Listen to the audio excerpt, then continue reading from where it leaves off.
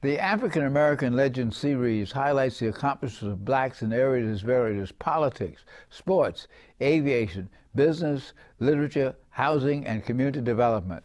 We will explore how African Americans have succeeded in areas where they were previously excluded because of segregation, racism, and lack of opportunity. I'm your host, Dr. Roscoe C. Brown, Jr., and with us today is Lucille McEwen, who is the CEO of Harlem Congregations for Community Improvement, better known as H.C.C.I.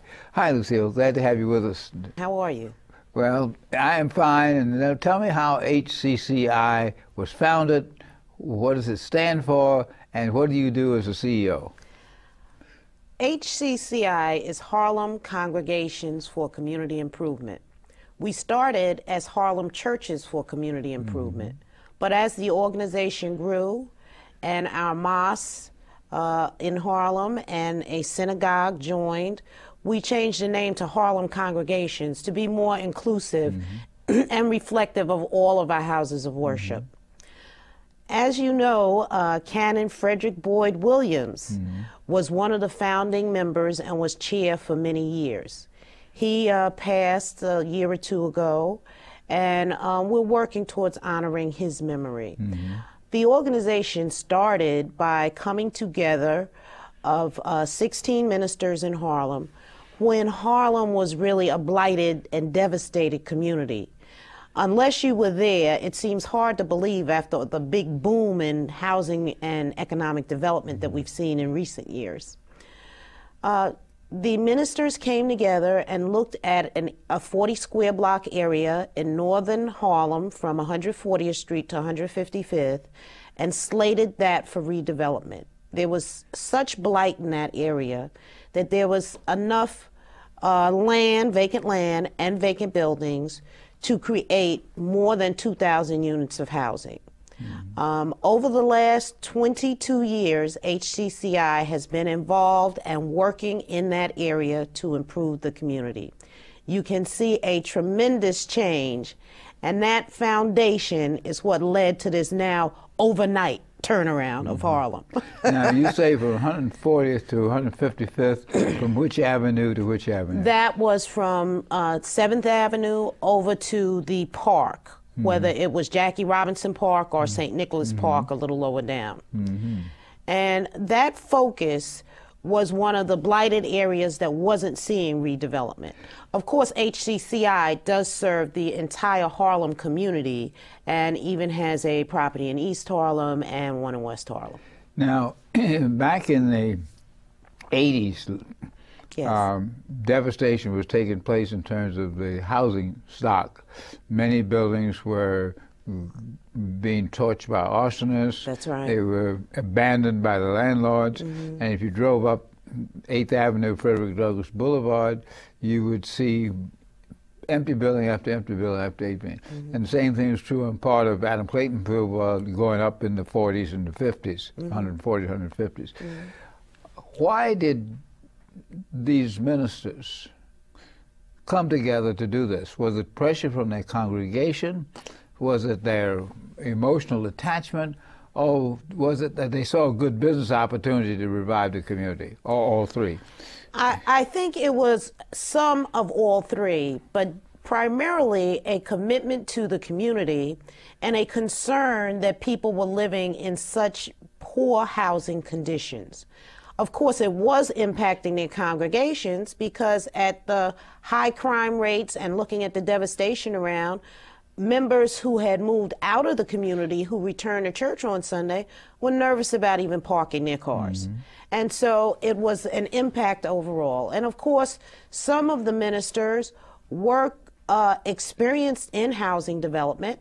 Dr. Weston Moran from St. Philip's, Dr. Wyatt T. Walker from Canaan had extensive experience in housing development prior to this collective initiative to really address a serious problem.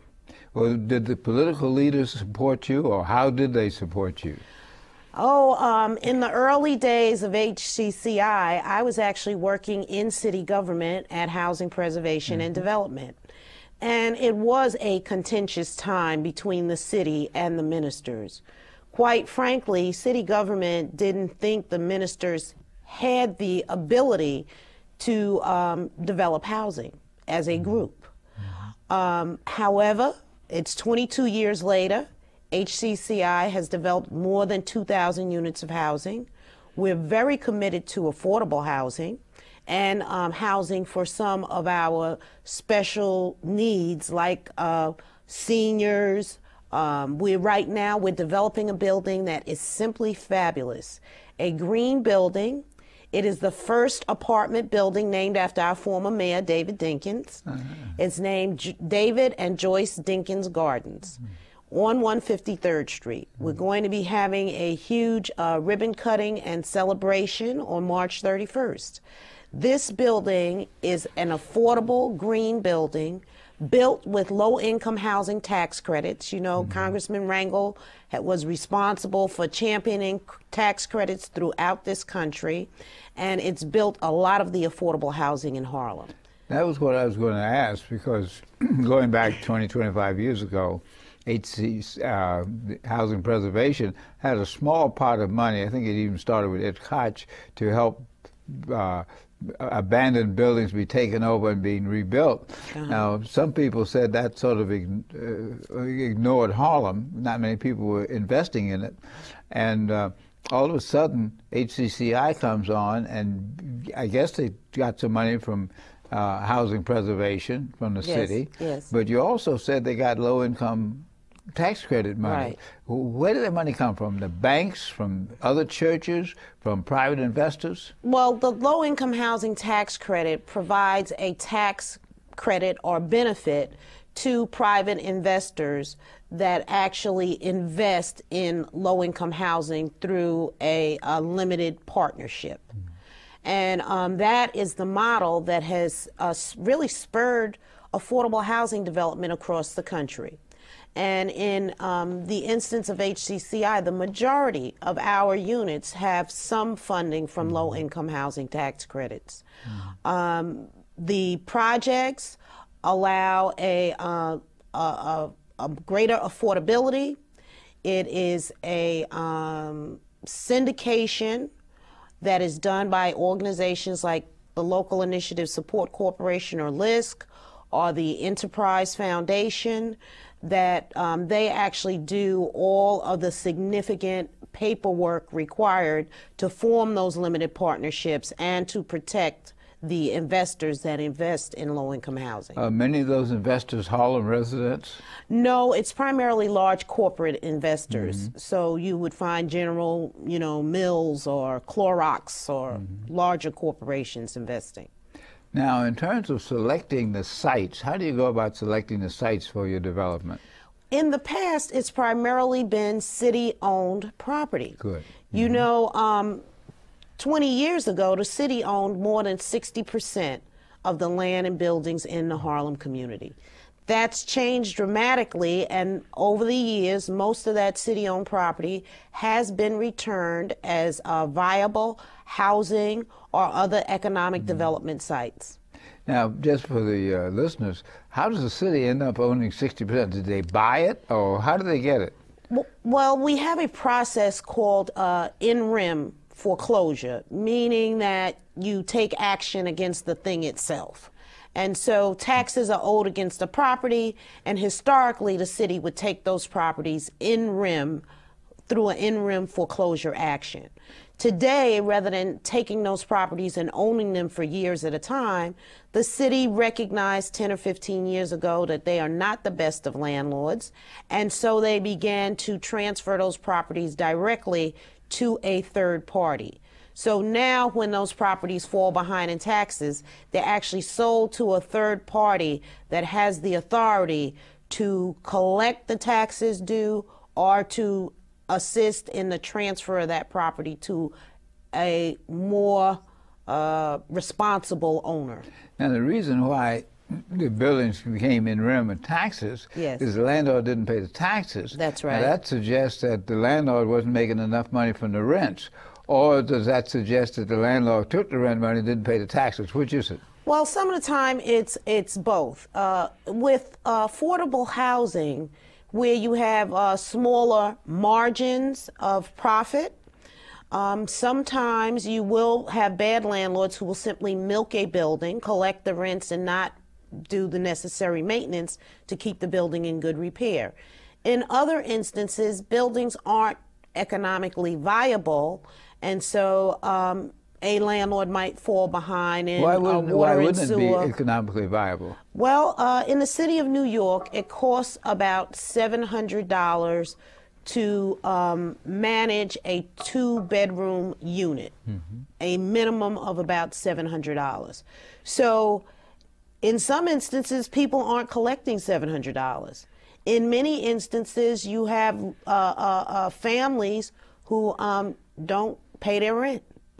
And sometimes you have an inexperienced small building owner that doesn't really know how to manage all of those various issues. Well, what about housing subsidy? I understand that for people below a certain income level, they can get housing subsidy. Does that come only with new buildings, or can you get a housing subsidy for an older building? Well, you can get a housing subsidy for either type of building, provided that it meets certain standards required in order to receive that subsidy. However, in the city of New York, there are hundreds of thousands of people on the waiting list for Section 8, which is the most commonly known housing subsidy. Additionally, and by the way, 30%. Why are there so many people on the waiting list? There simply is a much greater need for affordable housing than there is housing available. More than 30% of the people in the city of New York pay more than 50% of their income for housing costs. That is a severe burden on anyone. The guideline is generally that you shouldn't be paying more than 30% of your income. Now, looking at that, and that means that in somehow or another the economic base of the city doesn't provide enough income for people to pay only 30%. And so there's an interaction between the economy of the city and the housing market. And that suggests that part of the remedy for this is to improve the economic status of those people who live in the buildings. Well, certainly, one of the most critical needs in the city of New York is to have living wage jobs. And many people work a 40-hour, sometimes 60 hours a week, and still do not earn enough to afford a safe, decent place to live or to have adequate medical coverage. So there's many needs here in the city. Affordable housing is on the top of nearly everyone's list. Now, what does H.C.C.I do to help people develop those skills? Do you do job training? Do you refer people? How do you deal with that? Oh, well, we are primarily in 3 areas. Housing, and when I say housing, I also want to include housing counseling and financial literacy, because you need to understand credit and establish good credit before you are going to be successful in any sort of home ownership or accumulation of other assets. We do workforce development training. We think it is critical that our people have full access to the economic opportunities that are being created as Harlem is being rebuilt. Now, you actually train people in some of your programs? Oh, yes. We have a construction trades academy where we train young men and women in the construction trades. We work with the School Construction Authority. We work with the Carpenters Union in their pre-apprenticeship program to get people on track for apprentice. It was interesting hearing you talk about that issue on another occasion, because it is so important for many of our young people who aren't looking towards higher education, but are interested in certainly earning a living wage and being self-sufficient. And the construction trades offer that opportunity. Well, you've talked about housing, you talked about job training, and if I were viewing this program, I'd say, how do I get in touch with H.C.C.I? How could I get in this? How could I get in some of your housing? How does that work? Well, certainly you can call our offices is the first step. And what's the number? The number's 212-281-4887. Calling that number, you can get in touch with our Workforce Development Unit, our Construction Trades Academy, and in addition, we provide excuse me, health and wellness services with 60 units of scattered site AIDS housing for people living with HIV and AIDS. And we also do a number of education and outreach seminars about different health disparities that are impacting our community, like diabetes, asthma, heart, and health care. Where is your office located? We're at 153rd Street on Frederick Douglass Boulevard. Now, you got me very interested in this, but then I buy a house, Yes. or I get this apartment, and then all of a sudden the mortgage holders can't pay the mortgage. And all of a sudden the building goes into disrepair. What do you do when something like that happens? We work with small building owners and we work with limited equity co-ops to assist them in those types of problems. Many of our limited equity co-ops, which is one of the best kept secrets in Harlem, it's one of the last affordable home ownership opportunities in the Harlem community. How does that work? They're limited equity in that the owner has paid a lesser amount for that co-op, and when and if they sell, part of those sales proceeds return to the co-op association to keep it affordable for the long term. But many of them fall into disrepair, as you say, because they haven't adequately funded their reserves. And so when major repairs are needed, they don't have the funding readily available. Or they've fallen behind in water and sewer payments, which are simply astronomical these days, or other issues. We often work with those limited equity co-ops to help them straighten out those bills, get back on track, because that, as an affordable ownership opportunity, has great value in our community. Now, the subprime mortgage crisis, where people were given mortgages at a certain rate and then 6 months or a year later the rate of interest doubles and they can't afford the house. What impact has a subprime mortgage had on Harlem? I was reading the other day that in one section of Baltimore, 30 or 40% of the houses have been turned over because of women, and particularly black women, couldn't afford the increased amount. Part of that was the fact that they didn't know they had a subprime mortgage or didn't understand it, and the other part of it that the people who were selling the mortgage didn't tell them. What impact has the subprime mortgage crisis had on real estate in Harlem? So far in Harlem, it's slowed down sales, and it's slowed down that rapid increase in value of real estate in Harlem. It hasn't actually resulted in a lot of foreclosures yet. We are reaching out.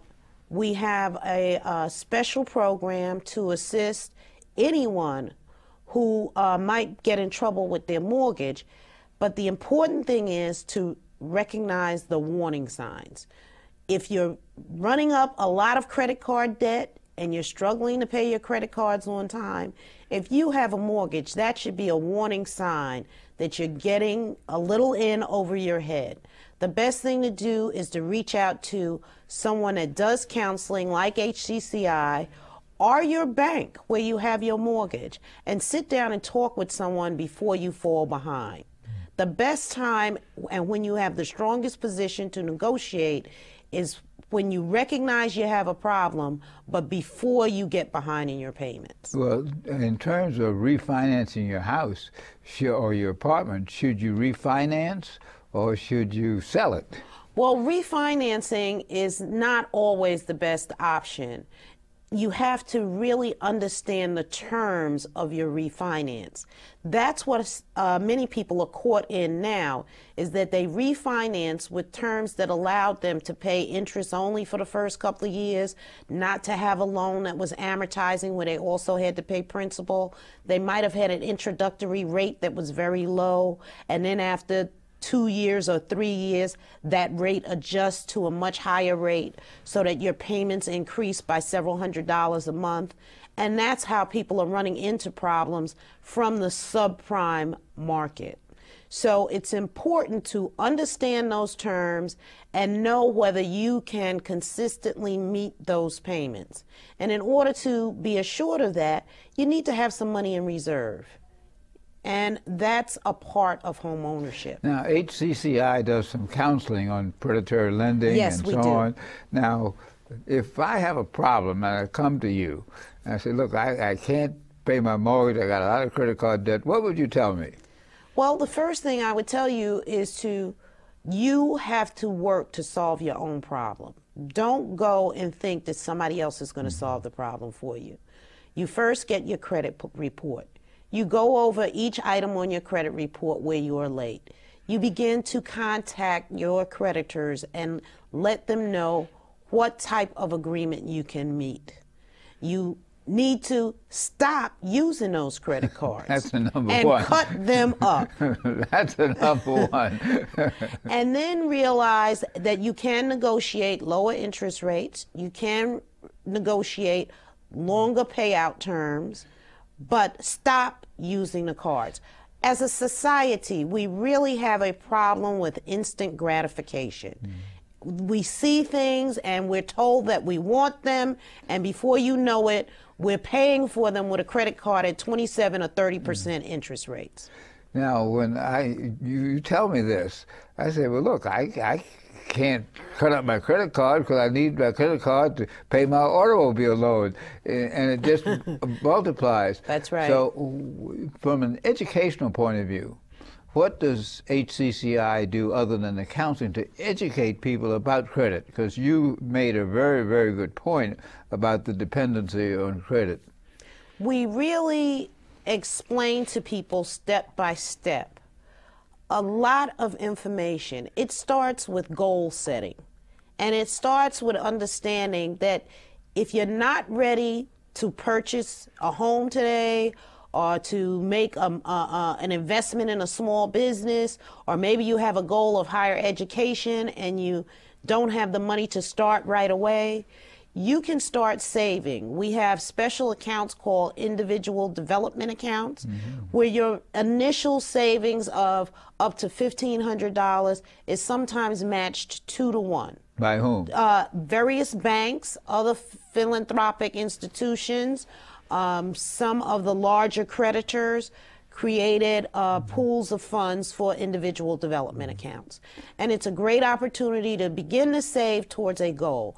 We've had people who come into our classes 2 and 3 years ago that weren't ready to purchase because they had a lot of credit card debt, because they hadn't paid off a student loan, because they defaulted on other loans that they've had in the past. We told them, you've got to really work hard, get this credit down, cut up some of those cards. And it's funny because in our classes, people will come in and we'll talk about how little money they spent over the past week, very proudly realizing that they're saving towards their goal. And then we've had some of those people a year or 2 later able to purchase. Now, how does someone get into your class? Well, you simply call our office. Again, that's 212-281-4887. Ask to speak with Minister Charles Butler. He actually runs those classes. We do home ownership counseling, credit counseling, and we also have post-purchase classes for homeowners that need to better understand how to maintain their home. Because you know how sometimes we say we want something, and then once you get it, the hard part is keeping it. Well, H.C.C.I does so many wonderful things under your leadership. How are you funded? We're funded from many sources. Some of our contracts are government contracts. Other banks also make contributions to the organization. We do have some individual donors. We work with foundations, and we've received funding from the Upper Manhattan Empowerment Zone. Where you used to work yes, at yes, one time. Yes. Now, Harlem is supposedly the place where things are happening. Some people are concerned that the constituency, the demographics of Harlem will change as more upper income and more people who are not African American move in. What's your prediction for Harlem, let's say, over the next 10 or 15 years? Well, certainly I think Harlem will be an African American community in its culture and in its predominant population. However, Harlem is changing, and many people see Harlem now as an exciting, vital community where they want to live. Why? Why is it exciting? Why is it vital? Well, it's the history. The sense of the Harlem Renaissance, although it was 80 years ago, is still very vibrant. We have a great cultural community, a number of individual artists. You'd be surprised how many art galleries there are throughout the Harlem community. We have, you know, small theaters, black box theater. You also have a big theater, the Magic Johnson Theater, which came as a part of the empowerment zone. That's right, that's right. And we have a lot of national chains like AMC, Magic Johnson theaters that weren't in Harlem 10 or 15 years ago. And one of the things that is also very exciting is the number of small restaurants. We have so many restaurants, almost a restaurant row now along Frederick Douglass Boulevard below 125th Street. And we have a number of retail specialty stores. And of course, Starbucks is everywhere now. So we have a lot of the businesses that make people feel like this is a vibrant community. One of the things we still have to address to strengthen our community is the education system. We still are running far behind the achievement levels of other parts of the city and of other cities. And that's a basis for our future, is education of our young people. Well, of course, under the leadership of Lucille McEwen and Ken Knuckles over at the Empowerment Zone and our Congressman Charles B. Rangel, we're going to do very well in Harlem. Today on African American Legends, we've been talking with Lucille McEwen, who is the CEO of H.C.C.I, Harlem Congregations for Community Improvement. Thanks very much for talking with us about the future of Harlem. Thank you. It was my pleasure to be here, Dr. Brown.